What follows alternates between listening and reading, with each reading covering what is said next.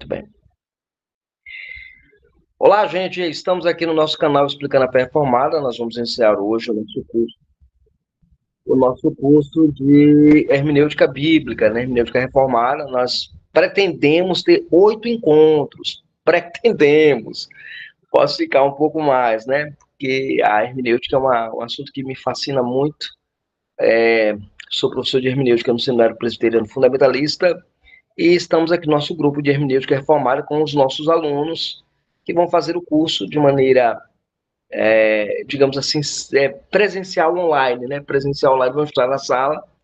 Eventualmente vai ter dias que eles não vão estar na sala, vai ter dias que a gente vai ter que gravar o conteúdo e deixar disponível, e aí depois eles fazendo perguntas, porque como é feito ao vivo, né? Pode acontecer circunstâncias e circunstâncias, ok? A todos os alunos que estão aqui com a gente, sejam todos bem-vindos, com a graça de Deus. Convida outras pessoas, tá, gente? Pode convidar outras pessoas. Eu fiz um marketing lá e tal. Chamei porque eu estava precisando de um recurso para cobrir umas despesas que a gente tem, mas não chegou, né, o número final de aluno. Então, eu não vou deixar de dar o curso por causa disso, né? E segundo, eu não gosto de cobrar. Acho que o Otávio já me conhece já há um tempo, eu não gosto de cobrar valores, né? Eu cobrei um valor fixo, né, único, mas ninguém teve o número que eu pretendia não chegou, né? O número que eu pretendia não chegou. Então, se você quiser convidar outra pessoa para participar do curso, ao curso, sem precisar pagar, eles não precisam pagar, tá bom? Ninguém precisa pagar, tá? Ninguém precisa pagar. Eu vou fazer o que eu sempre fiz, né? Ensinar a palavra de Deus sem ter que cobrar nada por isso, né? E a providência divina vai suprir o que eu preciso. É isso que eu confio e Deus tem feito isso. Deus tem dado prova nesse sentido, tá? Quanto a isso, o nosso PDF, nós temos lá uma maneira que você possa nos ajudar, com oferta, contribuição, tem lá a maneira como você pode fazer. E tem uma novidade no PDF, o PDF tem essa aula aqui no QR Code. Ou seja, você pode pegar o PDF, imprimir ele, entregar para alguém e a pessoa pode assistir essa aula depois, apontando lá para o QR Code e ter essa aula lá para assistir no seu smartphone, na sua TV, onde quer que seja. É uma maneira que eu criei para a gente ter o curso completo, a apostila e a videoaula explicativa, trazendo informações sobre o nosso conteúdo, tá bom? Ok? Então a dinâmica vai ser aos sábados, né? Então, aos sábados nós vamos nos encontrar. Próximo sábado a gente não terá aula, e eu vou explicar por quê, porque vai ser aniversário da nossa igreja aqui, e vai ser aniversário da Sociedade Auxiliar Feminina. Então, a SAF me chamou para pregar no aniversário da SAF e o conselho me chamou para pregar no aniversário da igreja. Então, não é necessariamente aniversário da igreja, porque a gente vai marcar uma reunião para marcar reunião do aniversário da igreja. O aniversário da igreja e SAF geralmente é juntos, mas a gente ainda não reuniu o conselho para determinar sobre o aniversário. Então, nós vamos ter só o aniversário das mulheres, então vou estar pregando lá no aniversário das mulheres. Então, sábado a gente não tem aula, tá bom? Mas isso não significa que você vai ficar desassossegado de mim. Você vai ter algum conteúdo para aprender, ok? Muito bem. Como é de praxe, nós vamos fazer a apresentação da literatura básica que nós vamos usar durante todo o percurso. Se você tiver interesse em adquirir algum livro desse, eu vou depois colocar no grupo. Eu vou criar um grupo, tá, Otávio? Tu pode depois ver aí, criar lá aquele mesmo esquema que tem lá o Centro de Estudos Presbiteriano, e aí criar um grupo só para hermenêutica, entendeu? Sim, pastor. A gente vai criar. Ok? Então vai criar um curso só para hermenêutica, para o pessoal que for para hermenêutica vai estudar hermenêutica. Então, o primeiro livro que eu quero apresentar para vocês, esse livro aqui, ó, do Jacob Van Brunger, Para Ler a Bíblia. É um livro, gente, que as pessoas ignoram. Eu não sei como é que a pessoa ignora um livro desse. É um livro fininho, ó, gente. Eu digo ignora porque a capa não é atrativa, tá vendo? A editora, acho que errou em colocar a capa, porque a capa não chama atenção. Eu digo porque quando a Luz e Vida ela funcionava fisicamente, né? Aí tem um amigo meu que foi meu aluno também, o Roberval, que era vendedor lá. Então, o Roberval, uma vez eu peguei esse livro, fui lá e, rapaz, tem aquele livro. Não, o livro sumiu. Aí, quando ele voltou, eu peguei e perguntou: ô pastor, por que esse livro? Qual a importância desse livro? Assim, esse livro, para mim, é um dos melhores livros de hermenêutica que tem, que é um livro simples. Ele trabalha hermenêutica e exegese numa linguagem muito simples, tá? Então, para ler a Bíblia, a leitura Cultura Cristã, do Jacob Van Brunger. E era baratinho, né? Ele estava, até um dia desse, estava R$ 24 esse livro. Muito bom esse livro. Muito bom. Muito, muito gostoso de ler.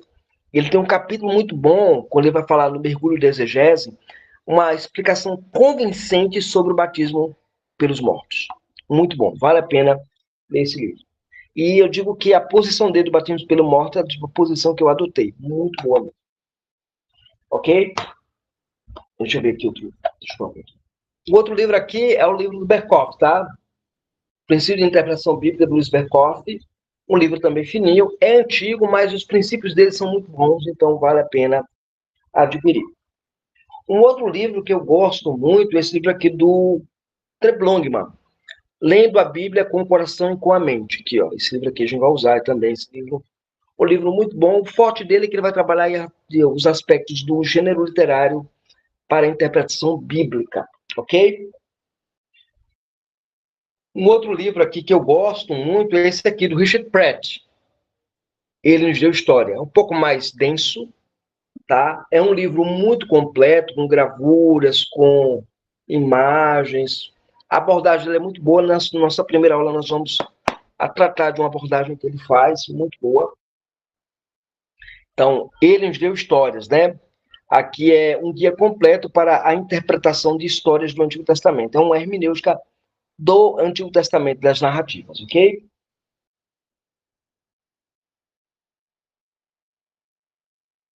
O outro livro aqui, ó, gente, é esse livro aqui, ó.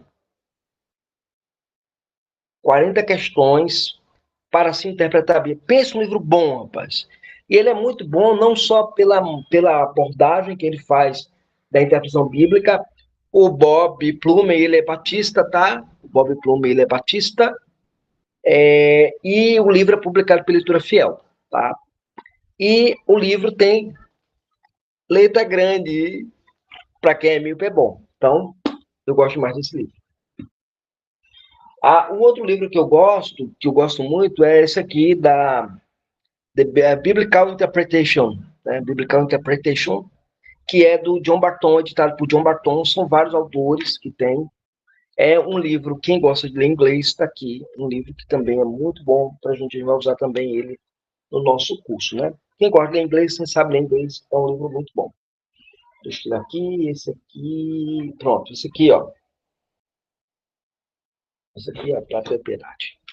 Esse aqui, ó, gente. Esse aqui é o manual do Antigo Testamento e do Novo Testamento, exegese e interpretação, tá?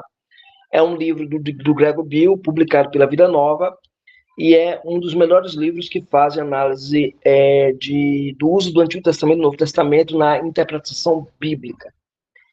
Um outro livro aqui que a gente vai usar também é A Bíblia e seus Intérpretes, do Augusto Gincodemos Lopes, publicado pela editora Cultura Cristã. Deixa eu ver aqui se tem mais algum aqui, gente. Aqui é teologia bíblica, grego, não. Vamos lá, deixa eu ver aqui. Aqui tem um outro. Tem uns aqui. Deixa eu baixar aqui para tirar. Minha Bíblia. Aqui, ó, gente, tem esse aqui, um dos melhores livros que a gente tem sobre hermenêutica. Fala, Otávio. Se o senhor pudesse definir um desses que resumiria para a gente procurar, adquirir, etc., né? Afinal de contas, é difícil ter todos, mas se o senhor pudesse destacar um ou dois deles. Por favor. Ó, esse aqui é o melhor que eu acho, pela linguagem dele. Só que esse livro está esgotado. Você pode procurar na Amazon agora, ele está dizendo R$228. Tem um cara lá na Amazon vendendo ele por R$228, porque ele se tornou um livro raro. Então, e a editora Cultura Cristã lançou o e-book Kindle dele por R$16. Até ontem estava R$16 o e-book Kindle dele. para mim, enquanto professor, enquanto pastor, enquanto estudante de hermenêutica, para mim é o melhor livro. Para mim, ok? Pela seriedade que os dois autores tratam do assunto. Um outro livro que também vale a pena a gente adquirir é esse aqui, mesmo Gordon Fee sendo arminiano e pentecostal, tá? Mas o livro aqui, os métodos que ele apresenta são muito bons. Esse livro aqui tem mais de 40 anos sendo republicado, sequencialmente, né? Então, imagina, 40 anos sendo sempre republicado, né? Entendes o que lês, do Gordon Fee, é uma obra muito boa. Então, na ordem de prioridade, Otávio, eu diria assim, esse aqui, ok? Tem um outro aqui, deixa eu ver. Esse aqui do Anglada, tá? Introdução Hermenêutica Reformada. Por quê? Porque esse livro aqui ele é muito bom, ele trabalha as abordagens, todas as escolas e tudo mais. Qual é a dificuldade que você tem com esse livro? É que ele tem muita noção de exegese, ele faz muita exegese, esse livro de Anglada. E exegese no sentido de citar o texto grego e tal. Então, se você não tem habilidade com a língua grega, ele pode se tornar um empecilho, mas é um livro muito bom. Agora, um livro que, se eu não encontro o livro do Walter Kaiser e Moisés Silva, que é esse aqui, então qual livro eu posso substituir? Esse aqui. Que está com o título de Hermenêutica Avançada. Você pode procurar na Amazon lá e tem lá. Hermenêutica Avançada, tá? Essa é a primeira edição do livro. O título era esse, Hermenêutica. Então, para mim, depois do Kaiser, esse aqui é o que vem. Porque esse aqui é muito bom. Muito bom. Muito bom. Esse aqui, ó. Pastor, se eu tivesse que pegar um livro que me orientasse melhor na hermenêutica, esse aqui. Ok? Vamos lá. Deixa eu ver o outro texto aqui. Ah, ok. E esse aqui, o Brent Osborne, ele é denso. Apesar do Osborne ser arminiano, tá? E pré-milenista histórico, o Grant Osborne, nessa obra aqui, ele é excelente. É Espiral Hermenêutica. Uma obra muito boa. Muito boa mesmo, muito boa. E esse livro aqui do Robert Alter, A Arte da Narrativa Bíblica. Ok? Pode falar, Ivo.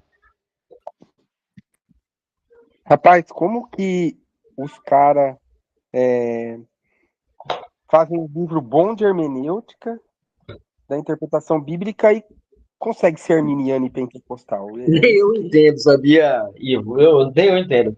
Eu digo que são bons porque são bons mesmo, sabe? São bons mesmo. O livro é bom.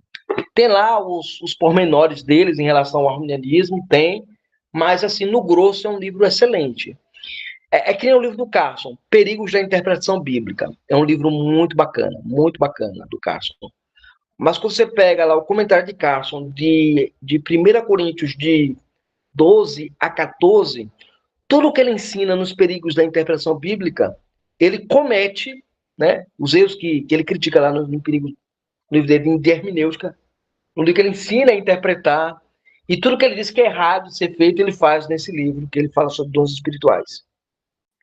Ele, inclusive, cita, eu não sei se é o mesmo que o pastor está falando, mas ele cita num livro dele que as línguas eram codificações de linguagem. Esse livro aí. É incrível. Não, aí você pega a obra dele e você consegue refutar essa tese dele pela obra dele de hermenêutica. Entende? Então é complicado, cara. É complicado demais. É muito difícil essa situação, né? Muito bem. Isso dado, entenderam. Então, pastor, eu quero comprar um livro de hermenêutica que seja assim, que me dê base. Hermenêutica avançada, do R. Verkley, da Vida, editora Vida. o Lendo a Bíblia com a Mente e Coração, do Templo Longman pela Cultura Cristã, e Princípio de Interpretação Bíblica do Berkoff, tá? Do Berkoff. São os livros que eu diria assim, se você não encontrar o do Walter Case e Moisés Silva, que você não encontra mesmo, está caro, e aí você acaba tendo esse ponto aí muito mais complexo, muito mais de difícil, né, acesso por causa disso. Fala, Cabo. Pastor, eu convidei o irmão Danilo, ele é um irmão ali de Feira de Santana. Ele é conhecido também, meu, e aí, como aproveitei, já chamei ele como estava iniciando agora, para ele acompanhar com a gente. Entendi. Danilo, seja bem-vindo. Ok, pai, seja bem-vindo, viu? Seja bem-vindo. Você é de que igreja, Danilo?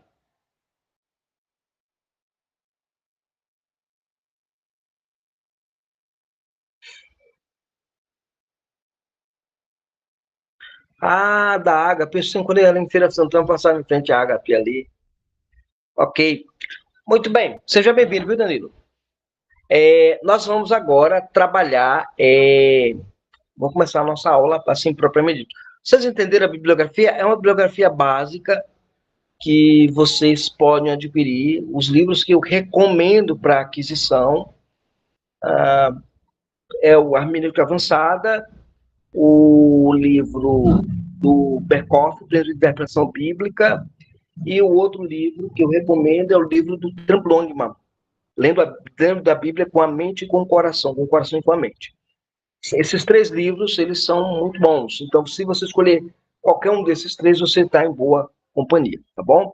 Os outros são excelentes, mas assim, o do Pratt, ele se limita ao Antigo Testamento, tá? Se limita ao Antigo Testamento. O Richard Pratt, ele deu história, se limita ao Antigo Testamento.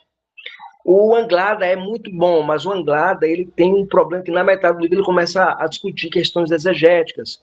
Então, como vocês não dominam a língua grega ainda, então eu não recomendo estudar ele, usar ele como ferramenta de estudo, né? E o livro do Kaiser, infelizmente, está esgotado. Para mim, seria o melhor livro a ser usado. A interpretação bíblica é um livro muito bom. Ok? Alguma dúvida aqui, gente?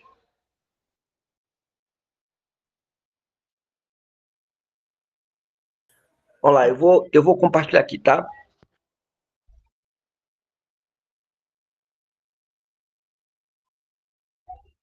Vou compartilhar com vocês a minha tela.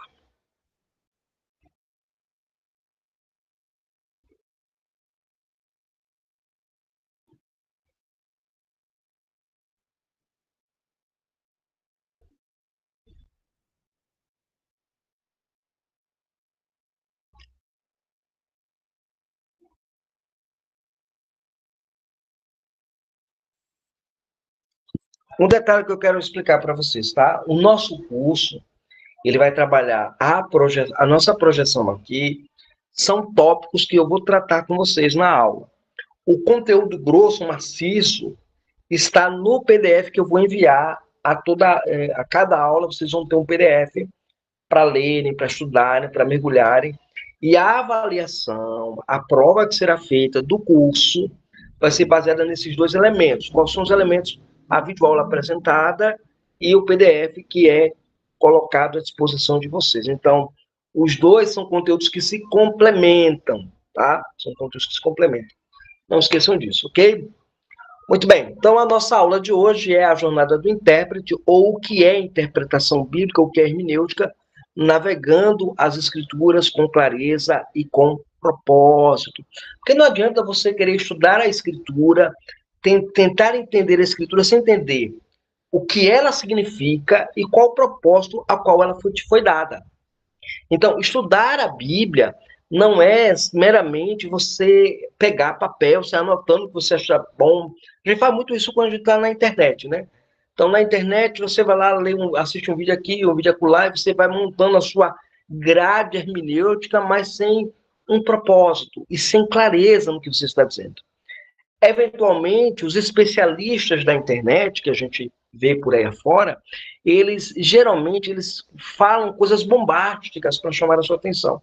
Mas quando você vai investigar, não é nada daquilo que eles falaram, eles pegaram uma palavrinha, e isso é um problema chamado a falácia semântica, né? Que o próprio Carson diz, né? Fala lá no seu livro Perigos da Interpretação Bíblica, e isso é um problema que você enfrenta, uma dificuldade que você tem dentro da hermenêutica. Então, você tem muita gente na igreja que quer aprender a escritura, mas tem preguiça de estudar a escritura.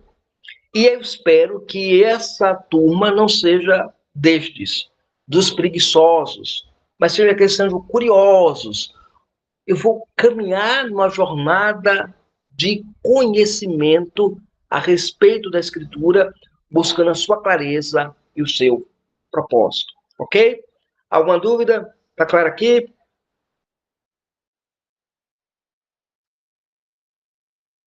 Vamos lá.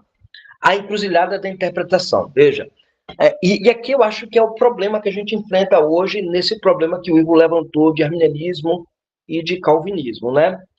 Quem já ouviu a famosa frase, isto é, o que significa para você, mas não tem o mesmo significado para mim? Então, a primeira questão é, você está lendo um texto bíblico, e aí você diz, eu acho que o texto significa isso aqui. Aí você diz assim para a pessoa, mas não é isso que significa, não, isso é o que você está dizendo. Isso é o seu significado. O que importa é o que eu digo. O que importa é o significado para mim, não para você. Inclusive, isso é tão perigoso que a maioria das igrejas, na exposição bíblica, os pastores, os pregadores acabam trazendo uma interpretação distinta daquela que o método hermenêutico adotado exige que seja feito. Ou a própria leitura do gênero literário que o texto tem o exige. Então você vai ter esse problema, né? Esse é o primeiro aspecto. Isso significa para você, mas não significa a mesma coisa para mim. Apela-se para a riqueza da palavra de Deus para abusar-se nas interpretações mais aberrantes possíveis. Tipo, a escritura, ela é rica, pastor. Então, se ela é rica em significado, então significa várias coisas, não só uma coisa. A Confissão de Fé de Westminster, ela será também um roteiro guia nosso aqui, ela vai dizer o seguinte, né, no seu primeiro capítulo, que, salvo engano, seção 7, que vai nos ensinar que na escritura o sentido é único, não múltiplo. Porque ela mesma reconhece que o próprio texto vai indicar quando o texto deve ser interpretado de um jeito ou quando deve ser interpretado de outro. A própria escritura vai me dar esse caminho, esse direcionamento. Então, quantos sentidos tem a escritura? Um único sentido. São vários sentidos. Uma passagem só tem um sentido. Quando diz a escritura que Daniel foi jogado na cova do leão, Daniel foi jogado na cova do leão. Quando é dito que Pedro andou sobre o mar, Pedro realmente andou sobre o mar. Não é aquela ideia que você escuta nas pregações, né? Pedro andou sobre o mar, você vai caminhar sobre o mar dos seus problemas. Epa, você alegorizou o texto, espiritualizou o texto e não ensinou o texto. Então, as pessoas hoje confundem interpretação com aplicação textual. É quando você vai ler o texto, interpretar o texto, apresentar o texto e, de maneira radical, né, de maneira única, você vai aplicar a escritura como a escritura exige que seja aplicada. Ok? Alguma dúvida, alguma pergunta aqui, gente? Pastor, com relação a isso, né, e ter um modo de interpretação correto, né, mas a gente, por exemplo, falando assim do meio reformado, né, como a hermenêutica reformada, o curso, existem interpretações oficiais de textos, ou a gente utiliza somente a forma correta de hermenêutica para poder... Porque, assim, sempre vai existir embate sobre qual que é a correta interpretação de um texto, né? Eu vou botar um exemplo aqui, um texto que é comum de ser debatido entre católicos e protestantes, é o texto lá em Mateus 16, salvo engano, que é tu és Pedro, né? E sobre essa rocha eu edificarei minha igreja. Então, o catolicismo romano tem uma interpretação. O meio reformado, o protestante tem uma outra. A gente define como interpretação oficial aquela interpretação que a gente utiliza, de modo que uma outra interpretação estaria equivocada, a gente considera equivocada, ou a gente define um método de interpretação, e a partir desse método de interpretação a gente vai definir se está errado ou não. Essa é a pergunta. Uma boa pergunta, gente. Uma boa pergunta. Veja. E aí, o que, é que vocês acham da pergunta de Otávio? Entenderam a pergunta dele?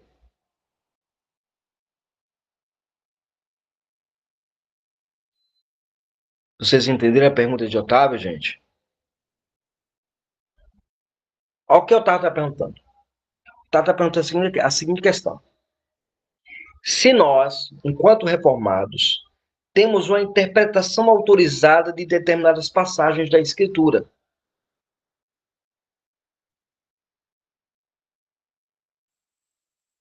né? Então, se temos interpretação de determinada passagem da Escritura, ou se nós não temos isso, nós seguimos um método de interpretação definido para chegar a uma interpretação coerente do texto. Existem duas coisas aqui importantes a serem clareadas a nós. A primeira delas é olhar a sabedoria da igreja. Então, a história da igreja. Se eu tenho uma interpretação bíblica, por exemplo, que vai contra toda a história da igreja, provavelmente a minha interpretação esteja errada. Então, esse é um ponto importante para a gente considerar. A segunda questão é que, sim, nós temos um método de interpretação adequado para ser uma interpretação oficial. Por exemplo, se você perguntar assim, quem é o anticristo? Você vai ouvir múltiplas ideias, múltiplos pensamentos. É uma figura futura, e papapá, sim, tá. Mas a Confissão de Fé do Westminster, nesse texto, ela caminha com a interpretação oficial da igreja. Qual é a interpretação oficial? Que o Papa é o anticristo. Essa é a interpretação oficial da igreja. Mas eu discordo. Bem, isso é um outro ponto. Você pode até discordar, mas a interpretação oficial que a igreja tem é essa. Então, você tem essas duas linhas, ok? Ou seja, eu tenho que ouvir a sabedoria da igreja. Se eu estou com o cara, eu descobri uma doutrina nova, um ensino novo, uma interpretação nova. Beleza. Mas a sua interpretação já passou pelo crivo dos pais da igreja, da patrística. Você ouviu o que eles ensinaram? Se estiver em consonância com a fé da igreja, a fé católica universal da igreja, beleza. Mas e se não tiver? Você vai fazer o quê? Você está inventando uma doutrina que não existe. Entende? Esse é o ponto. E o outro ponto é o ponto do método de interpretação. Existe um método de interpretação, existe um método correto de interpretação. No nosso caso, nós seguimos o método histórico-gramatical, ou seja, o que o texto diz, o contexto que o texto foi produzido e a gramática do texto. E acabou. Esse é o único método que nós sustentamos.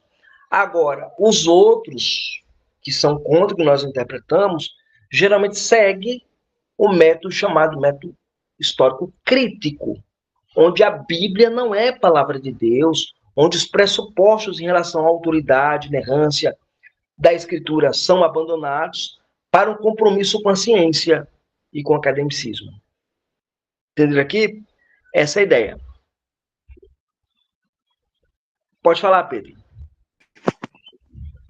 Pastor, mas nessa passagem que o Otávio citou, por incrível que pareça, é uma passagem que, se a gente fosse apegar à tradição da igreja, principalmente a Igreja Católica Romana, a gente cai em erro, não é verdade? Porque eles usam o texto para dizer que a pedra era Pedro, e Pedro foi o primeiro papa da igreja, o primeiro pastor da igreja, então a Igreja Católica é a igreja correta porque a Igreja Católica nasceu de Pedro, não é verdade? Eles dizem então Ivo, que vamos lá, Ivo. O ponto não é porque. O problema não é se Pedro é a rocha ou não. O problema não é esse. O problema é a doutrina da sucessão apostólica. Não é se Pedro é a rocha ou não. Porque existem reformados que creem que Pedro é a rocha, que a declaração é sobre Pedro. E, aliás, se você analisar bem a história da igreja, você verá o seguinte: Jesus fala aquilo de Pedro. Quem é o cara que se levanta no Pentecostes? Pedro. Pedro, Aí você olha assim, quando Paulo ele diz assim, olha, eu depois de 14 anos eu fui aos colunas da igreja. Quem ele chama de coluna da igreja? Ele chama Pedro. Entende? Então, o ponto não é que Pedro é tido como a rocha, né? O problema não é esse. O problema é a sucessão apostólica. A pergunta é, aonde isso ensina a sucessão apostólica? Entende? Então, você tem esse problema. Então, a, a declaração de Jesus falar sobre Pedro e ser a rocha não ensina a sucessão apostólica. Primeiro, porque Pedro morreu em Roma, né? Pedro não foi para Roma, não edificou a igreja de Roma, não foi nada disso. Então, a história mesmo já descarta essa ideia. Segundo, Pedro, ele pode ser exatamente a rocha, mas ele não há uma sucessão de um apóstolo para outro, porque eram 12, né? Então tem a sucessão de doutrina. A doutrina ela sofre sucessão, ou seja, a doutrina ela é apostólica. Ou seja, as doutrinas que nós cremos têm que ser apostólica, não pode ser outra coisa.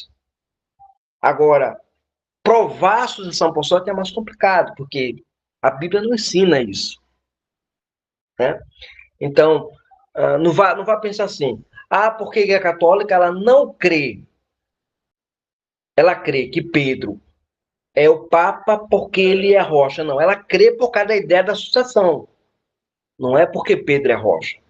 Porque você vai encontrar igrejas protestantes que sustentam que Pedro é rocha, teólogos que sustentam que Pedro é a mesma discussão da questão da virgindade perpétua de Maria.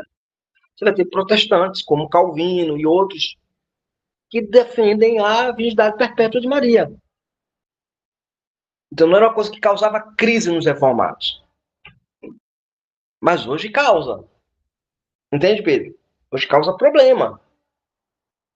Porque é uma doutrina que ficou aí na mão, refém do romanismo durante muito tempo. Quer dizer que eu concordo com a virgindade perpétua? Não.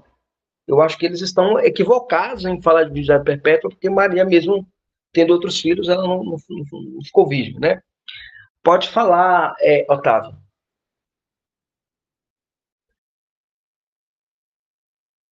Abre o microfone.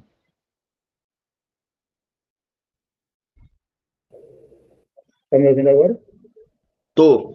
O microfone é tudo da problema. Não conta sobre essa questão da interpretação dos católicos e interpretação dos protestantes. Só abrir um parênteses.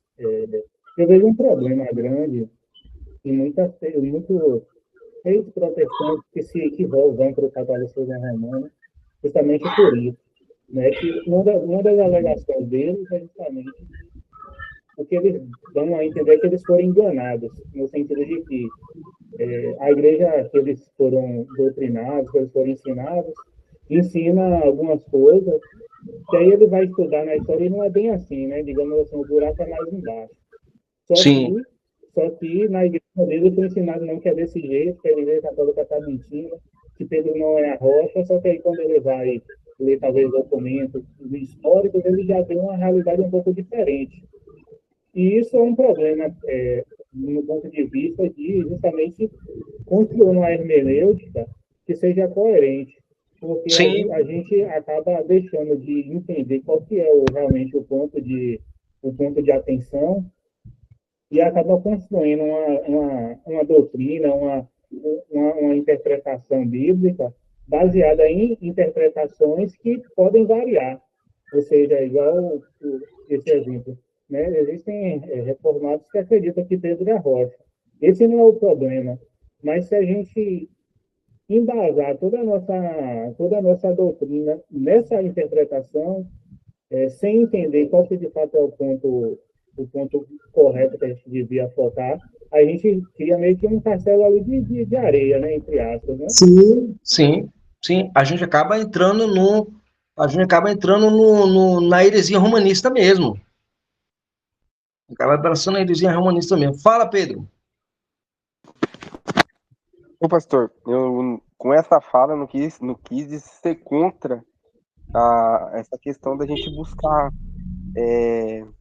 na tradição da igreja, a interpretação bíblica, mas é que há um grande perigo aonde a gente busca, foi mais ou menos isso que eu quis dizer, né? Porque geralmente as pessoas que querem distorcer as doutrinas bíblicas, elas vão, igual o pastor falou, usar versículos bíblicos, passagens bíblicas, para inserir o seu veneno, né?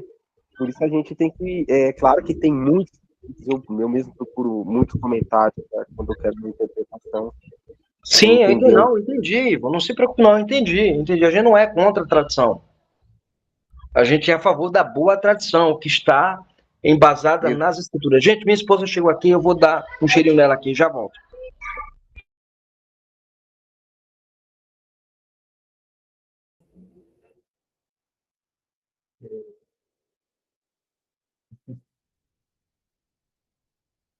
O pastor, pessoal, para poder contextualizar, a esposa dele teve aqui encadeirada, né, numa reunião da SAF, da Sociedade Internacional da FGB. Aí ela deve estar chegando de viagem agora. Aí por isso que ele está dando atenção para ela.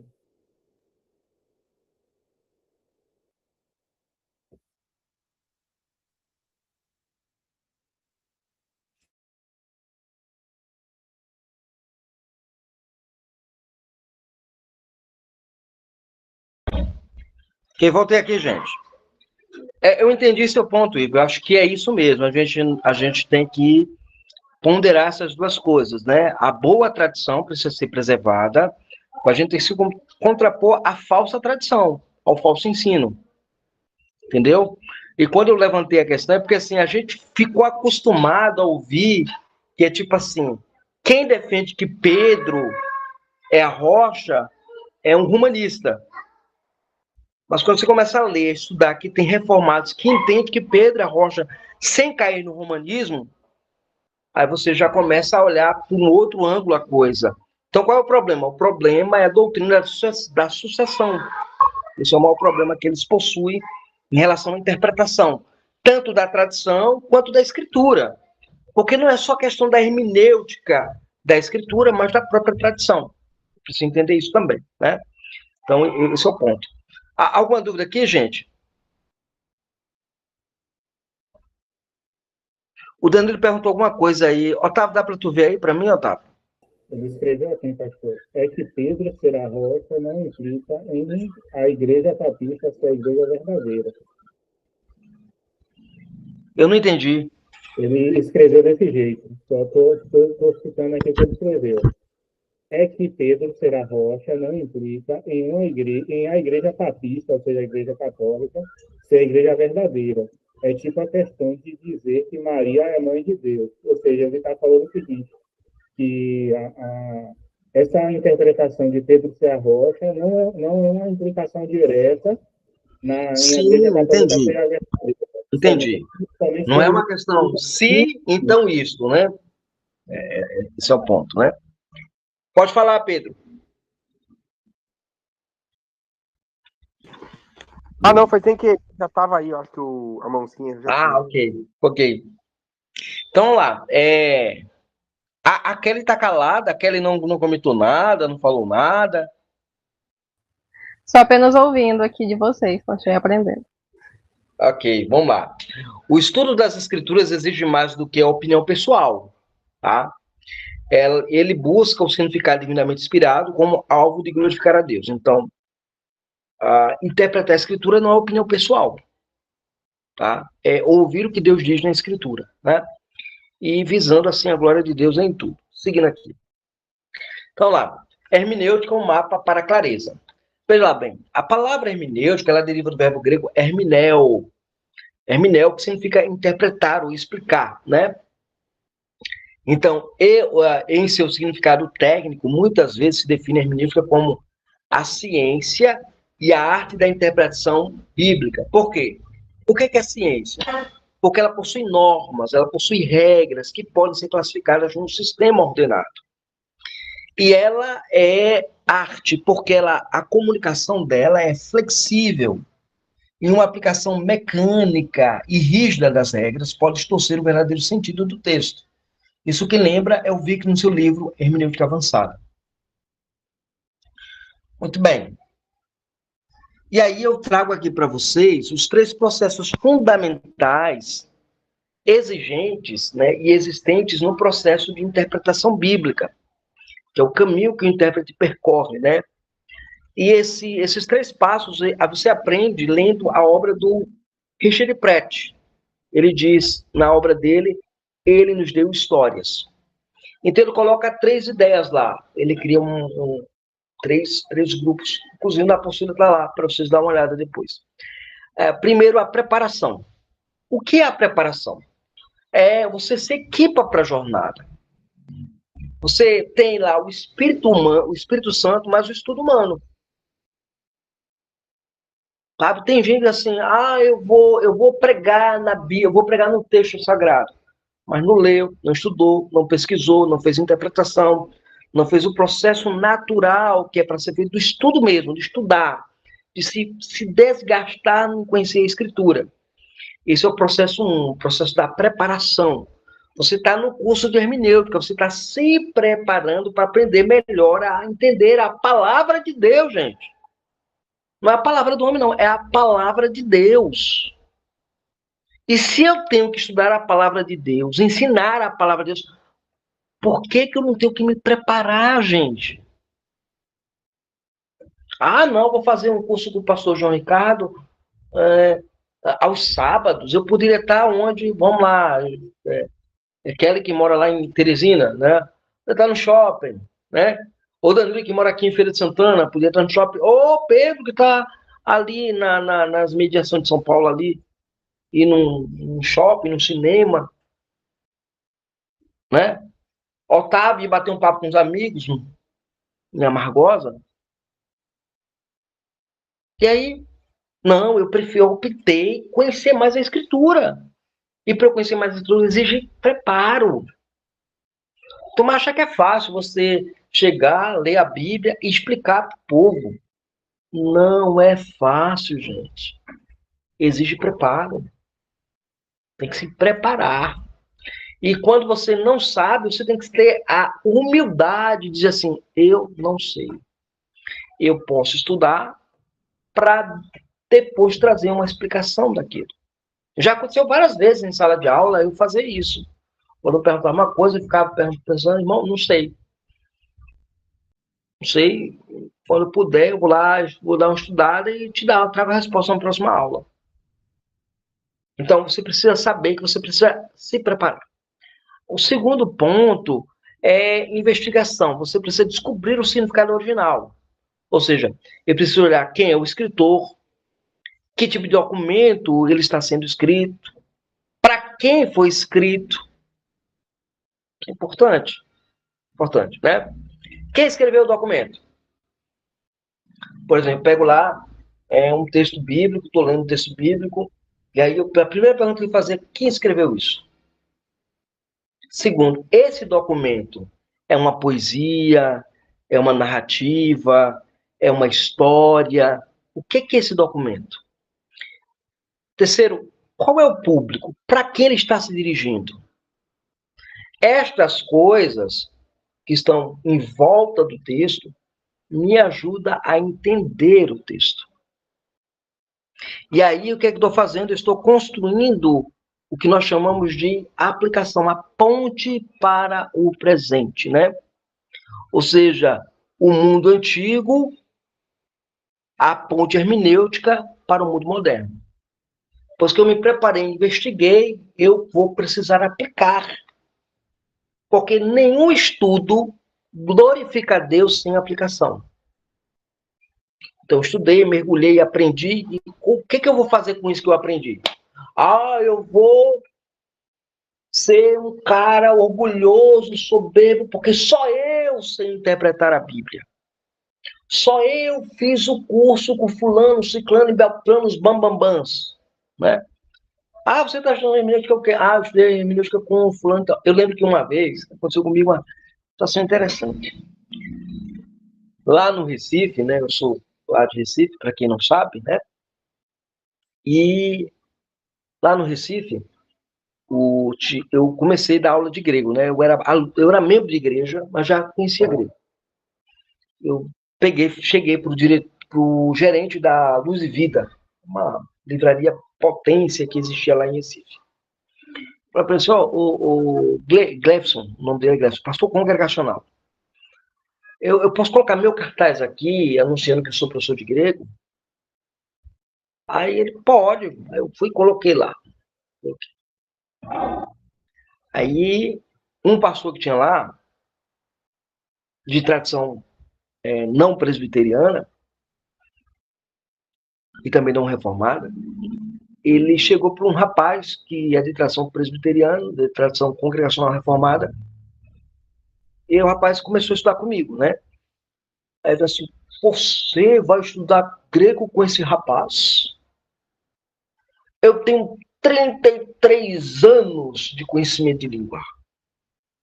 Você vai estudar com um rapaz que estudou, se muito, 2 anos. É essa coisa, sabe, gente?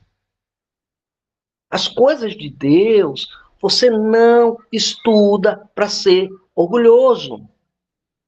Mas as coisas de Deus, você estuda para ser humilde, para ser humilhado, para descobrir que você não sabe tudo. Quem sou eu para... Pastor, eu quero estudar a mente de Deus, então estude a Escritura.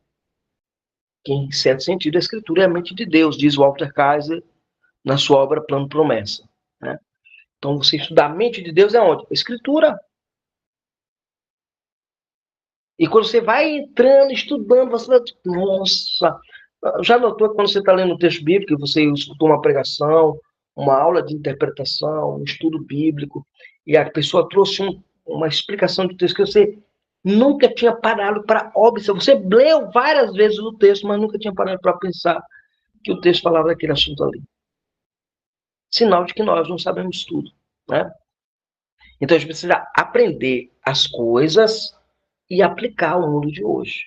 Então entra a diferença entre nova interpretação e aplicação. Por isso que o texto ele pode ter vários sermões, vários estudos, mas o sentido vai ser o mesmo, porque o sentido é único, se o texto, o sentido é único, mas a aplicação é variada.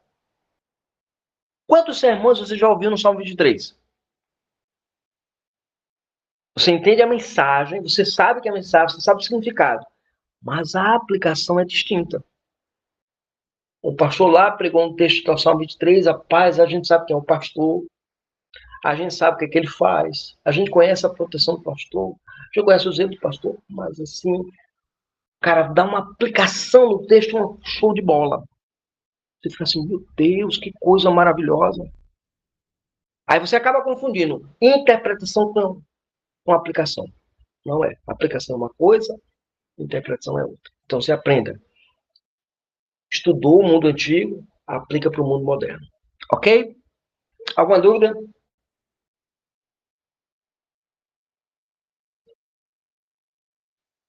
Seguindo aqui. Então, o primeiro estágio, a preparação do viajante. Ninguém vê a Bíblia como uma tábua rasa, uma luz em branco. Todos nós abordamos as escrituras influenciadas por uma variedade de conceitos, comportamentos e emoções. Quais são eles? Primeiro, é a doutrina da clareza, a chamada perspicuidade da Escritura e seus limites. A tradição protestante, ela afirma a clareza ou a perspicuidade das Escrituras, mas também reconhece a sua complexidade enquanto doutrina. Na Escritura, não são todas as coisas igualmente claras em si, nem do mesmo modo evidente a todos. Contudo, as coisas que precisam ser obedecidas, cridas e observadas para a salvação, são tão claramente expostas que os indoutos, no devido uso dos meios ordinários, podem alcançar uma suficiente compreensão delas. Está aí na Confissão de Fé de Westminster, quando vai falar sobre a doutrina da perspicuidade, da clareza das Escrituras, tá? O que me chama a atenção é que a Confissão de Fé diz que o que é necessário saber para a salvação, que não somente os cultos, os eruditos, os PhDs podem saber, mas os incultos também.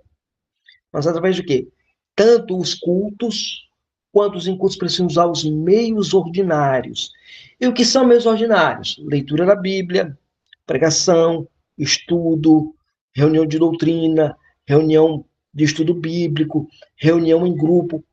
Tudo é benefício, são meios ordinários, participação dos sacramentos, do batismo e da ceia, são meios ordinários que Deus usa para tornar clara a sua palavra para nós. A preparação exige um estudo laborioso, você precisa estudar mesmo, e fazer uso de boa literatura especializada. Tá com dúvida? Vai com um livro. Ah, pastor, não tenho dinheiro para comprar um livro. Peça ao pastor, sou pastor. Ele certamente tem um livro que trata do assunto. Então, façam isso. Ok? Alguma pergunta aqui, irmãos?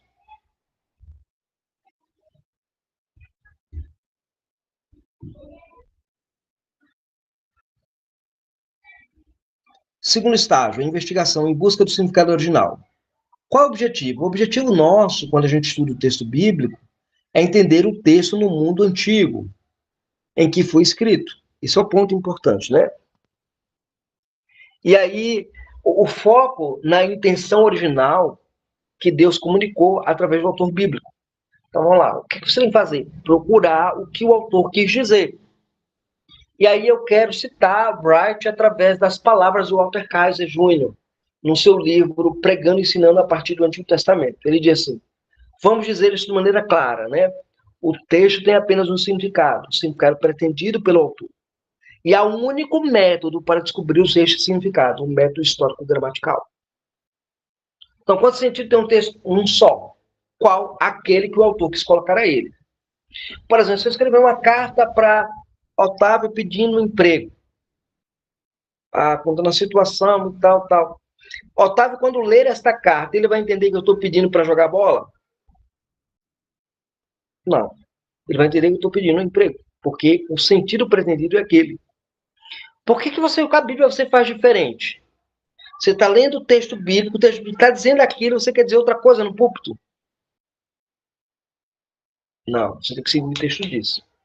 Qual a implicação? É que os critérios para o entendimento do significado estão inseridos no próprio texto e devem ser buscados na gramática e no contexto da passagem.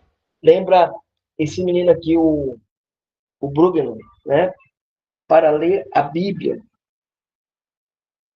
ele cita isso. E o estágio 3, que é a aplicação, é a construção de pontes, né? A ponte hermenêutica. Você tem que entender o mundo antigo e levar a mensagem do mundo antigo para o mundo moderno.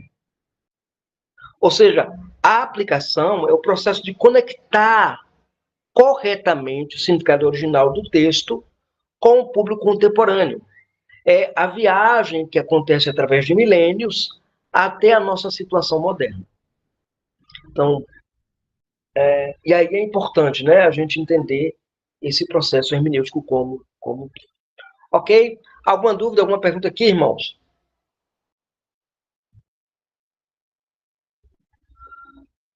Otávio levantou a mão. Fala, Otávio.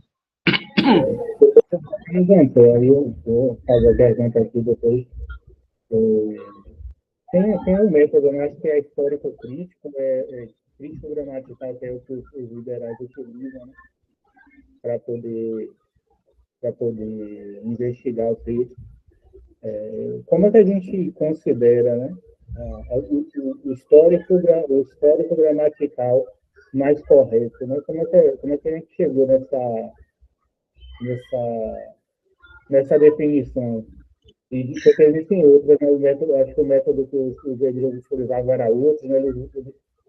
Enfim, como é que a gente chega à conclusão de que o A histórico gente vai ter uma gramatical... aula, Otávio, sobre história da hermenêutica, a gente vai tocar nesse tema. Mas veja, em resumo é o seguinte, na Idade Medieval, a igreja ela mergulhou na quadriga. A quadriga era um método quadruplo de entender o texto. Então, tinha um sentido literal, o sentido místico, o sentido espiritual, o sentido alegórico.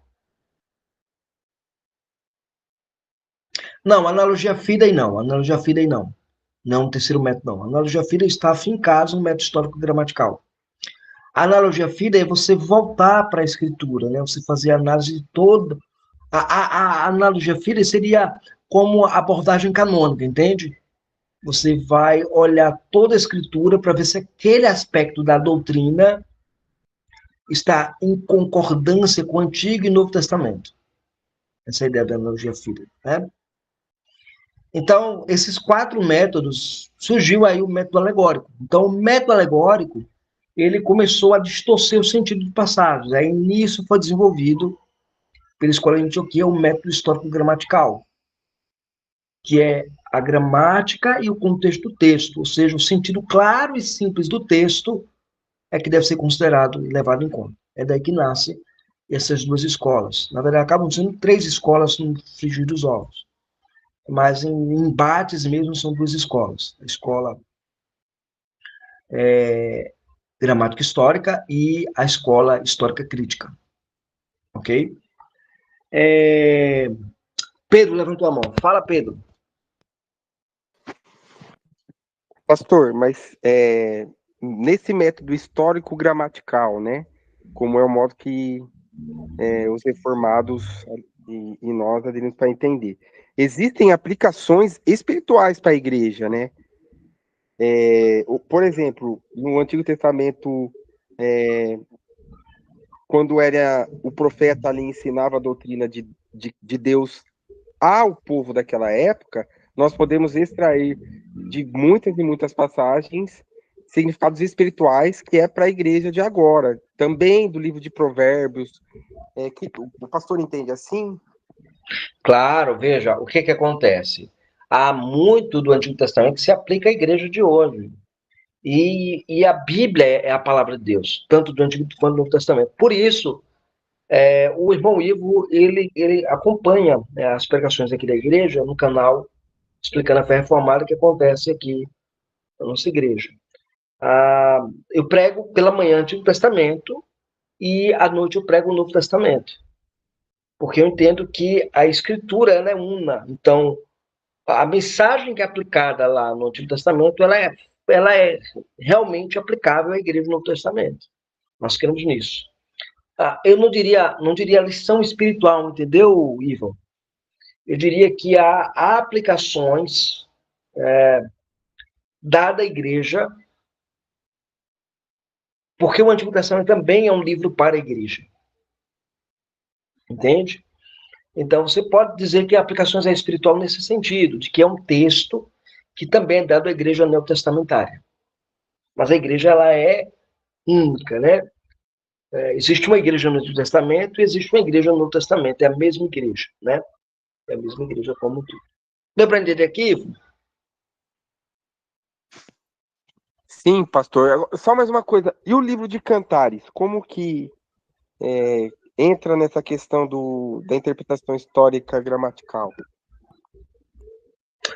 Ok. Na interpretação histórica gramatical, nós entendemos que o livro de Cantares é um livro do relacionamento do pacto entre homem e mulher. E o pacto entre homem e mulher, ele é exemplificado no Novo Testamento pela relação de Cristo com a igreja.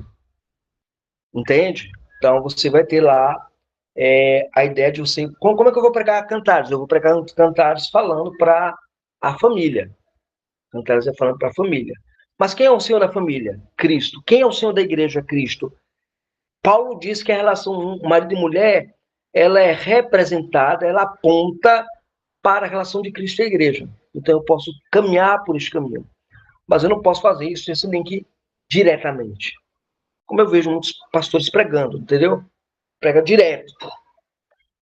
Ah, Salomão é Cristo, Sunamita é a igreja. Não, não é assim. Salomão é Salomão, Sunamita é Sunamita. Ali você tem um relacionamento dos dois, que é o relacionamento da fidelidade expressa na aliança familiar. E aí, na aplicação, você pode fazer isso. Entende? Na aplicação, eu posso fazer essa relação com Cristo.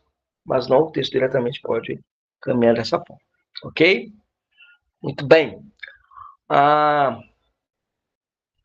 Ok, alguém levantou a mão. Otávio. Fala, Otávio.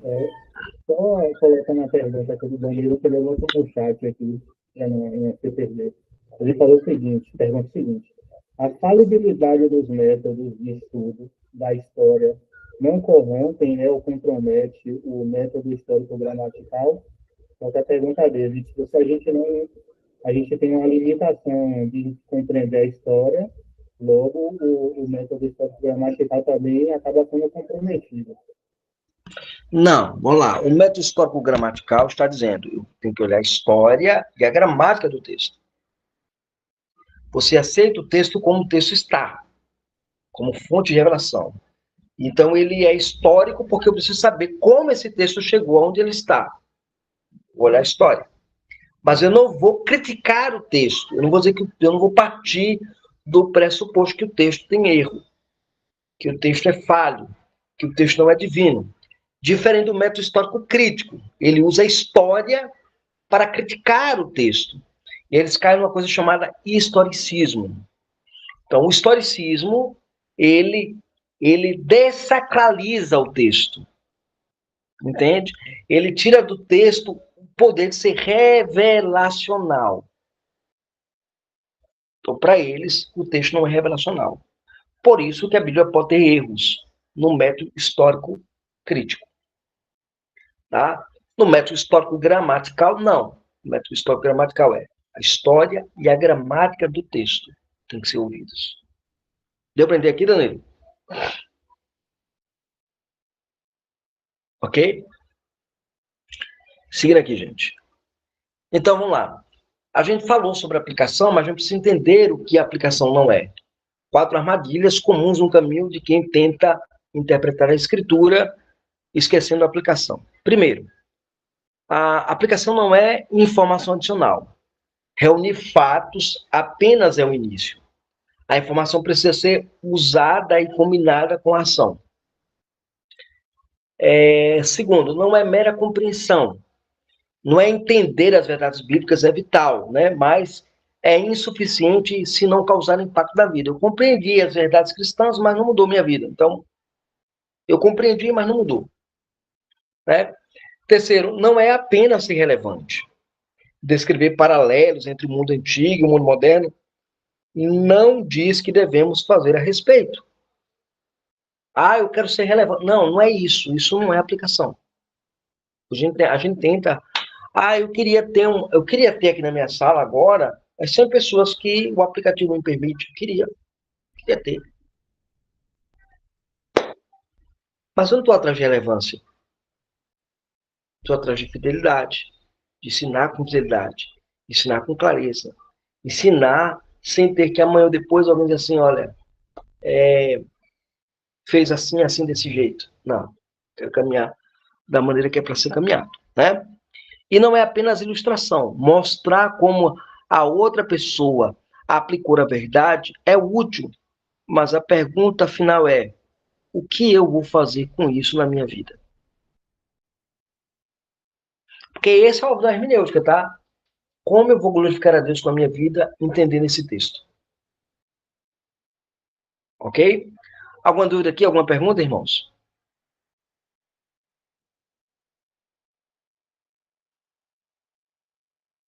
Ok, seguindo aqui. 2 domínios da interpretação geral e especial. Aqui, gente, eu peguei daquela parte lá do livro do Abraham Cruvilla, né? Primeiro texto, ele está até aqui na minha frente, a biblioteca está aqui na frente da biblioteca, um livro muito bom. Primeiro texto. É difícil, é um texto difícil de ler, tá? É um texto de hermenêutica e pregação difícil de ler. Mas é um texto muito bom. Hermenêutica geral. É aquela hermenêutica que é aplicável a qualquer tipo de texto. Então, você vai ler Homero, você vai ler Platão, então é aplicável a esse tipo de texto. Concentra-se nas relações texto-autor, ou seja, o texto fala o que o autor diz. O texto só informa ao ouvinte, né?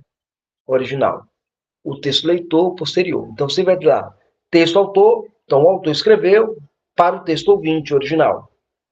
Eu tenho o texto agora, o texto que eu tenho agora, e o leitor que sou eu posteriormente. A gente precisa entender isso, né? A Bíblia, ela não foi escrita pensando em mim, em crente no século de número 21. A Bíblia foi escrita pensando no crente do primeiro século ou do período veterotestamentário. É um equívoco a gente pegar valores modernos e trazer a leitura para o texto antigo. Exemplo, quando diz que Onésimo era escravo, né? Escravo, a gente assume a leitura de que escravo, que é um escravo para nós? É uma pessoa negra, é uma pessoa que foi escravizada à força, sem liberdade alguma. Na cultura da época, se você estudar, você vai descobrir que não é isso. O escravo ele podia ser voluntário, ele não tinha muitos recursos, então ele se vendia no sentido de vender sua função de trabalho para ter benefício, e durante um período ele seria solto, liberto, se ele seguisse a legislação judaica, por exemplo, ele trabalharia 7 anos, no 7º ano ele era libertado e era indenizado por isso, né? Você vai ter essa questão. Então, havia escravos que se tornaram escravos porque quiseram ser. Havia escravos que eram escravos porque foram comprados como tais. Então, a gente precisa entender isso, né? Essa é a ideia. Então, eu preciso fazer essa leitura. Por exemplo, Gênesis 3,15. O que quer dizer Gênesis 3,15? Tem um livro muito bom do Templano chamado Como Ler Gênesis, um livro excelente, esse livro dele, publicado pela Vida Nova. Nesse livro, o Longman lembra uma coisa interessante. Ele lembra o seguinte, que os leitores originais que leram essa peça entenderam de outra maneira o que nós lemos hoje como cristãos. Tem um capítulo chamado Lendo Gênesis como Cristãos. Rapaz, pensa no capítulo. Então ele vai mostrar, por exemplo, que a gente volta daqui para trás para ler Gênesis 3,15 como um texto messiânico. Inclusive, falar em texto messiânico, eu tenho um livro chamado A Profecia Messiânica, né, do Antigo Testamento, que vai sair a 2ª edição dele agora, onde eu abordo essas questões. Então, isso é extremamente importante para a gente compreender que o leitor posterior somos nós. Então, para a gente entender a mensagem, precisa saber como o leitor original entendeu. Porque eu perco o fio da meada. Eu acabo cometendo atrocidades hermenêuticas. Né? Atrocidade hermenêutica. Então, a gente precisa entender isso. Um outro princípio, o princípio norteador, ou seja, o discurso, ele é o mediador entre a mente e o mundo. Eu preciso ouvir o que o texto está dizendo da maneira que está dizendo. Eu preciso ouvir o texto, né? A hermenêutica especial agora, ela é aplicável especificamente às escrituras com discurso divino, ou seja, a Bíblia Sagrada. Ela possui regras interpretativas próprias que reconhecem a natureza única do texto bíblico. Então, eu não posso pegar as regras da hermenêutica geral, todas elas, e aplicar a Bíblia. Porque eu vou cair no historicismo. Entende aqui? Vou cair no historicismo. Vou cair no que o método histórico crítico fez. Ele me dá uma Bíblia truncada, viciada, e uma Bíblia sem ser palavra de Deus. Terrível isso, terrível. E o pressuposto, tem que vir com o pressuposto. Qual é? A escritura não deve ser negligenciada, mas lida e em seu mundo projetado e apropriado. Eu preciso ler a Bíblia no mundo dela. não no meu mundo. Eu não posso pegar os valores que eu tenho do mundo moderno e colocar no texto. Eu preciso aprender a ouvir o texto. Por exemplo, eu vou pegar aqui João Batista. Quem é João Batista? João Batista é um profeta do Antigo Testamento. O que fazia um profeta do Antigo Testamento? Eu vou olhar e estudar sobre isso. Né? É importante a gente deixar isso bem claro. Alguma pergunta aqui, irmãos? O pessoal chama de erro de anacronismo, né, pastor, salvo engano? Você aplicar conceitos de hoje, uma linguagem de hoje, em algo antigo, e buscar interpretar essa coisa, né, a partir dessa linguagem atual. Você não pode cometer anacronismo, né? Você não pode cometer anacronismo nessa leitura bíblica, né? Então, as pessoas acabam fazendo isso que você falou. Pegar os valores de hoje e descer goela abaixo para o conceito do texto sagrado. E aí eu tenho uma bússola hermenêutica especial e 6 princípios para a leitura da Bíblia. Eu preciso ter os 6 princípios. Primeiro, eu preciso entender a exclusividade. A escritura, ela é exclusiva. Então, o método dela também é exclusivo. De interpretar, né? Entender. A singularidade. O texto possui uma unidade singular, como revelação de Deus no Antigo e Novo Testamento. Fidelidade. Eu preciso considerar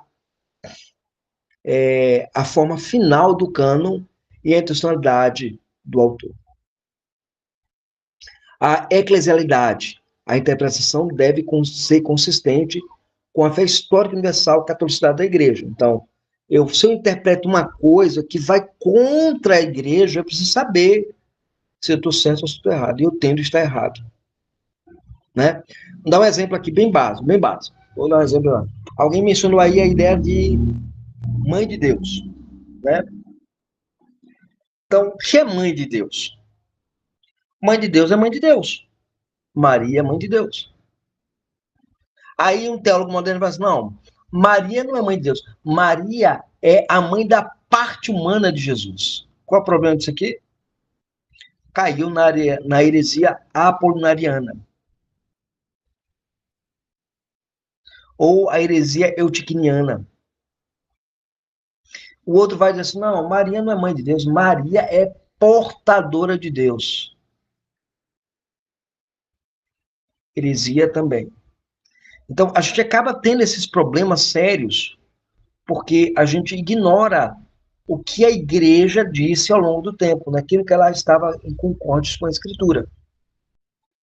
Ok? E aí eu tenho lá a exclusividade, entender que o objeto da minha interpretação sempre será os 66 livros do cânon. Mas eu preciso olhar para a centralidade, ou seja, a interpretação deve conduzir sempre a Cristo como tema central da escritura. Eu tenho que procurar Cristo na escritura. E a aplicabilidade, a interpretação, ela visa edificar a igreja através da exposição e do ensino das escrituras. Então, eu preciso entender isso. A escritura, ela me é dada para ser aplicada, não é para ser ficar guardada, né? E aí nós temos as ferramentas essenciais.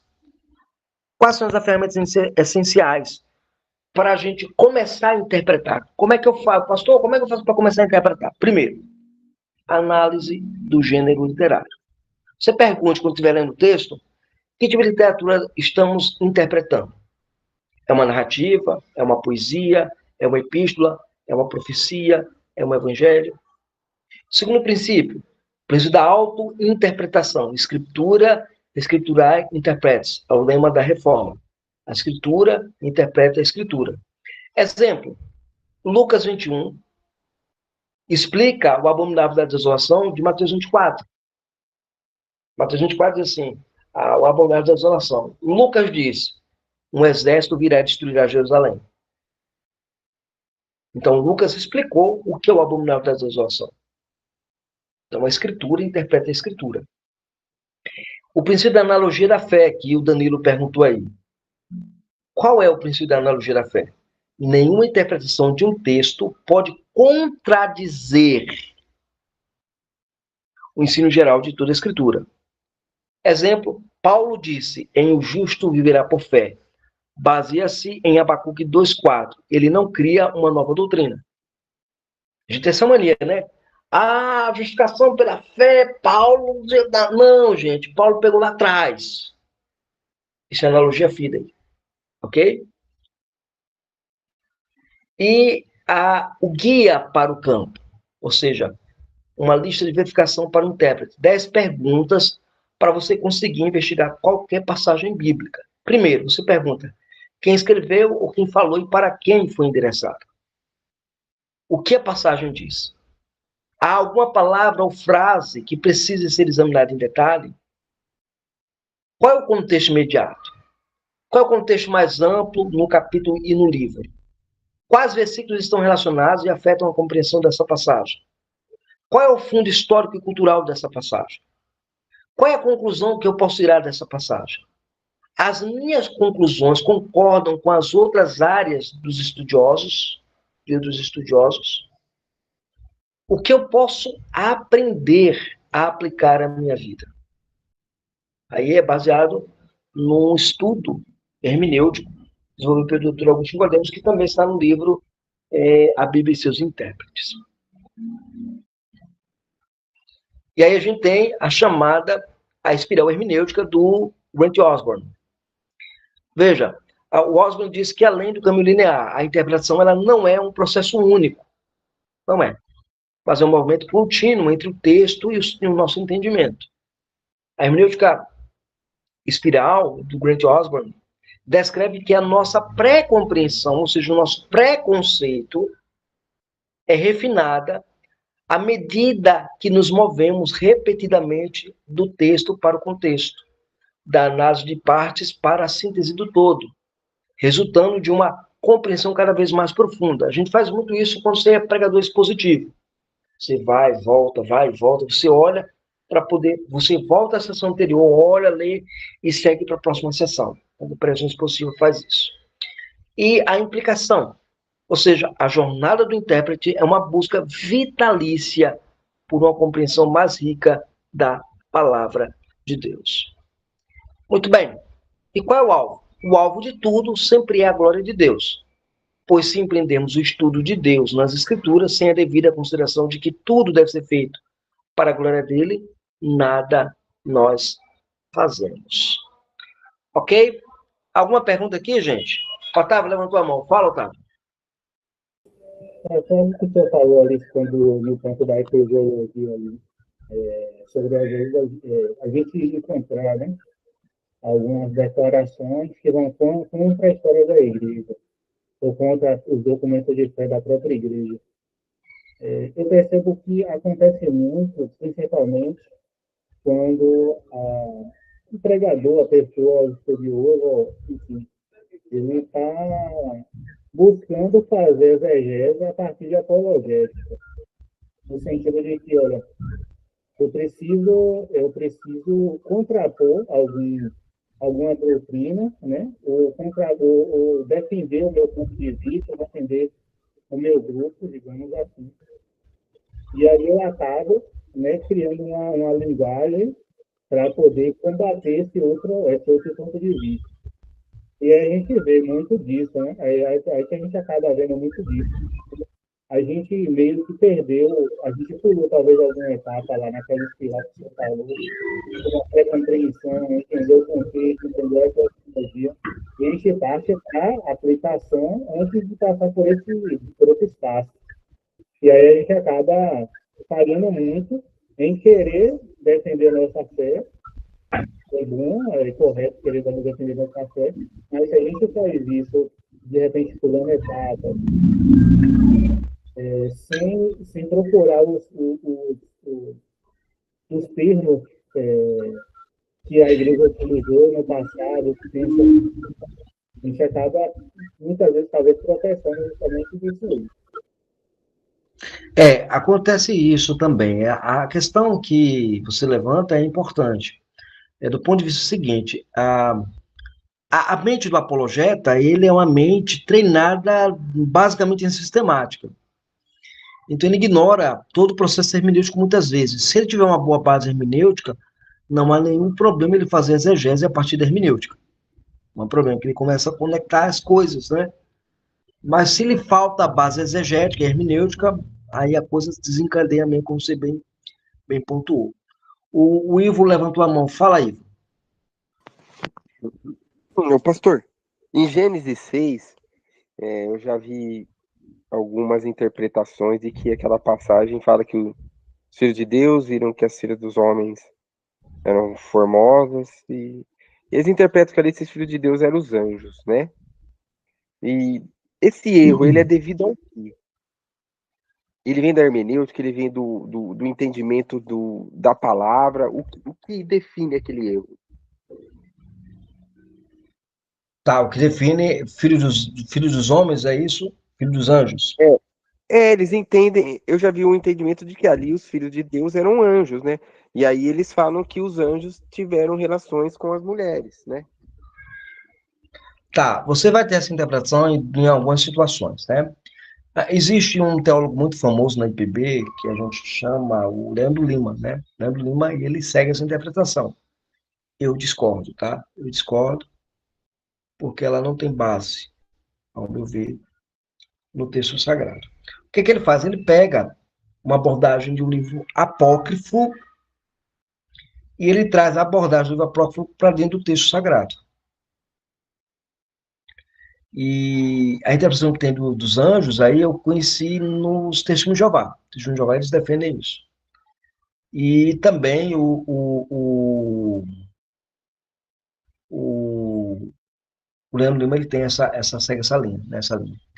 Veja, existem três interpretações básicas. A primeira é que anjos se engraçaram pelas mulheres, vieram e tiveram intimidade com as mulheres e tal, e geraram filhos.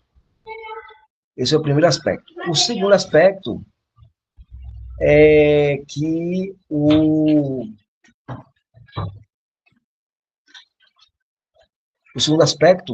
a segunda interpretação é que se refere à descendência piedosa de Sem, que se corrompeu com a descendência de Caim.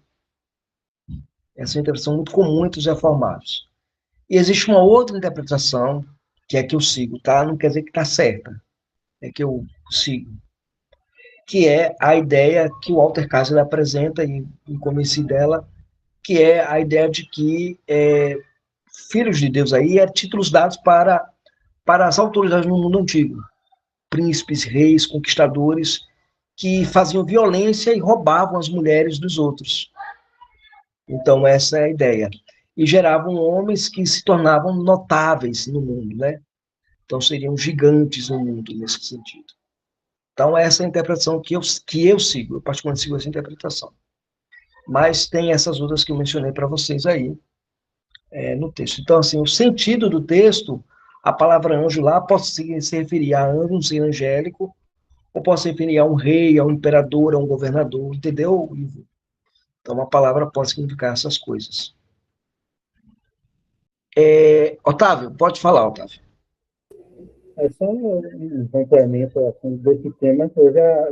Eu acabei pesquisando ele por causa de uma discussão que eu tive com um rapaz. Aí, eu acho que eles fazem uma referência única também, acho que com o livro de Jó, que utiliza o mesmo texto, os mesmos termos lá no hebraico. Não lembro agora o texto, acho que é Elohim alguma coisa. É o capítulo 1, né? Elohim, usa o termo Elohim. Isso. Aí eles vão utilizar o fato de que o mesmo Elohim termo, Beni, né? Elohim Beni. o mesmo termo utilizado em Jó era utilizado em Gênesis, então, e a interpretação de Jó é de fato anjo, então eles interpretam literalmente como anjo. Porque o problema é o seguinte, a falácia semântica, entendeu, Otávio? A falácia é semântica. É aquilo que o Carson vai ensinar lá na sua obra Perigos da Interpretação Bíblica, a falácia semântica. Por que a falácia semântica? Porque, assim, o termo é realmente esse termo, é o termo que vai aparecer lá, beleza. Mas o termo não significa apenas seres angélicos. Pergunta mais à frente, outros textos bíblicos, né? Vós sois deuses, né? A palavra lá é Elohim. Entende? Então, lá Salmo 86, né? Então, Elohim, vocês são juízes da terra. A palavra lá não é juízes, a palavra é Elohim, falando dos juízes da nação, né? Então, das autoridades, das eminências. Então, a palavra Elohim não significa só Deus, né? Ou só anjos, ou só juízes. Eu preciso olhar o contexto para entender como a palavra está sendo usada e como ela pode ser usada. Por isso, essa passagem, você pode pegar inclusive a Bíblia de Genebra, você vai ver que a Bíblia de Genebra ela vai apresentar as três interpretações, né, como possíveis na passagem de Gênesis 6.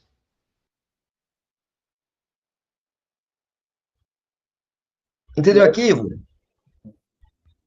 Eu acho que os judeus também viajavam muito na batatinha, assim, né? Com relação aos textos bíblicos, né? Então, até o próprio apóstolo acaba demonstrando isso, que eles acabavam criando misticismos a partir desses textos.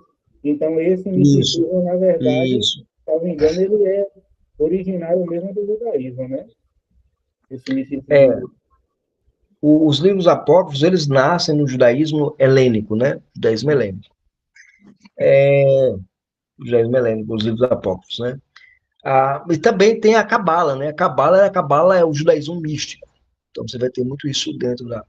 Existe um movimento no primeiro século ali chamado entre o primeiro século, entre pouco antes do primeiro século e início dele, um movimento chamado movimento messiânico, né? Esse movimento messiânico tem até um livro aqui na biblioteca que fala sobre isso, sobre o período, Jesus e os outros messias, no movimento messiânico. E você vai encontrar muito esse tipo de literatura, muito presente nesse tipo de literatura. Agora, como eu falei para vocês, a minha interpretação é aquela que eu mencionei, que eu sigo a linha do Kaiser. Não tem nenhum problema se você crê que lá é a descendência de Sete. Não tem problema, acho que também é uma posição muito boa. Muito boa. Então, é uma passagem que eu não fecho o martelo dogmaticamente, mas eu tenho minha posição. Entendeu aqui? Agora, eu não acredito que seja anjos. Anjos no sentido de serem seres angélicos. Eu tento acreditar que é descendência de Sete, devido Essa outra interpretação de descendente de Sete. A interpretação mais aceita no meio reformado é essa. eu acho que o autor ali, depois de Gênesis 4, ele vai fazer muito esse paralelo, né? Ele vai falar da descendência de Sete, da descendência de Caim, e ele vai meio que abrir um espaço. Quando a gente chega no capítulo 6, a gente meio que está com esse paralelo na mente. Essa mensagem já definida, né? Bem isso mesmo. Bem isso mesmo. Veja, embora eu não concorde que seja lá 17, mas eu entendo que faz sentido. Faz sentido. Ok? Ivo, alguma pergunta aí? Ficou claro aí? Não, pastor. Era só isso aí mesmo. É porque para mim, eu não sei, eu posso estar errado, e se eu estiver errado, mas é muito difícil entender que os anjos se relacionaram com Não é mulheres, né? difícil, não, é impossível, cara. Essa interpretação ela não se sustenta, não. Ela não se sustenta, não. Para mim é até uma heresia, né, pastor? Porque não Para tem. mim é uma heresia também. Para mim é uma heresia também. Tá? Eu não concordo, não. Não concordo, não. As outras duas é possível. Né? A que o Otávio falou aí e a outra que eu mencionei, que é do Kaiser, que eu adotei ela. Então, essas duas são possíveis, mas a primeira lá dos anjos, sem chance. Dos anjos serem seres assexuados, que se engraçaram pelas mulheres, se encarnarem homens e assumiram forma humana e acabaram criando violência, né, fazendo violência e gerando os gigantes da Terra. Inclusive, quando eu estava conversando com esse rapaz aí, ele tem uma visão bastante liberal, né, de interpretar. Ele acha que às vezes contém fábulas e tal. E aí ele utiliza esse texto, né, como um argumento seguinte, olha, está falando aqui que casou, que os anjos tiveram relações com mulheres. Então, é óbvio que isso não aconteceu, então a gente só pode dizer que isso é uma fábula. Ou seja, uma história ali, não é uma fábula, e então a Bíblia É, não. tipo Branca de Neve, né? Isso, então ele tirou por esse pressuposto para poder definir, dizer que a Bíblia não. Aquele texto não era literal, entende? E que ele deveria Sim, ser lido como uma fábula. Então, ele como usou, uma fábula. ele usou o fato de o texto não ser facilmente compreensível e essa interpretação, digamos, mais direta, é, gerar um absurdo, digamos assim, que seriam eles coabitando com mulheres, para poder defender a visão histórico-crítica dele, entende? Ali, Sim, então, sim. Veja, Otávio, você vai ler muitos livros que vão fazer isso, tá? Há muitos livros de hermenêutica, de interpretação vendidos aí fora, que se passam por livros cristãos, que vão fazer isso mesmo. Vão fazer isso mesmo. Agora, você tendo uma visão geral da coisa, dentro do princípio hermenêutico histórico-gramatical, você só pode chegar a duas conclusões. Ou se refere à descendência de Sete, que se corrompeu, ou se refere aos líderes mundiais que fizeram violência e roubaram as mulheres, como era na cultura antiga, e por causa disso vai acontecer lá na frente o dilúvio. Né? Então, essa é a linha que eu sigo. Né? Então, ou uma ou outra estão em consonância com o texto e com a revelação progressiva. Lembra lá? A revelação progressiva vai dizer que anjos não podem se casar e se dar em casamento. Então, não dá para aceitar que anjos tenham deitados com mulheres, anjos, seres assexuais. Isso só serve no filme Cidade dos Anjos. Né? Quem já assistiu um filme extremamente romântico, que eu gosto, mas é só um filme. Né? Não tem base bíblica. Ok? Muito bem, gente, a gente fica por aqui. A gente se vê na nossa próxima aula. É bom ter o Danilo aqui com a gente. Danilo, seja bem-vindo mais uma vez. Deus abençoe. A Geice, seja bem-vinda. Deus abençoe você, viu, minha filha? Que continue Amém, caminhando pastor. com a jornada. Siga a jornada conosco aqui de interpretação bíblica reformada. A gente vai crescer junto com a graça e o conhecimento do Senhor Jesus Cristo, tá bom? Então a gente se vê na próxima aula. Próxima aula não teremos aula porque nós vamos ter uma atividade de aniversário aqui da nossa Sociedade Sedutora Feminina, mas nós estaremos dando informes de o que nós vamos fazer durante esse período, tá bom? Um abraço, Deus abençoe. Otávio, obrigado por tudo aí, Deus abençoe. Pedro, um abração, Deus abençoe e boa noite, bom dia do Senhor para vocês, tá bom? boa noite, pessoal. Boa noite. Boa noite.